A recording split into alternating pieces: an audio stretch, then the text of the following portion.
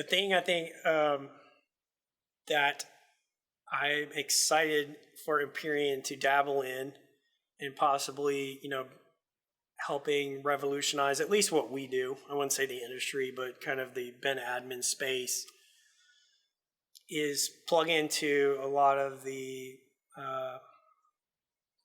large language model features that are rolling out, the new AI technology that's been kind of dropped on the world seemingly out of nowhere, but it's been a long time in the making.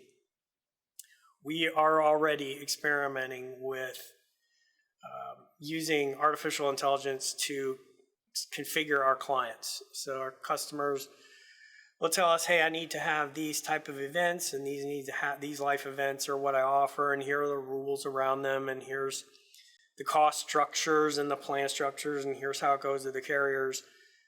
We are already experimenting with some things to help not only help participants navigate the way their structure set up for their company, also to help our clients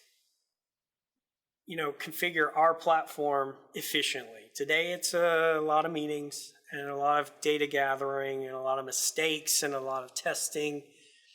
A lot gets lost in that translation.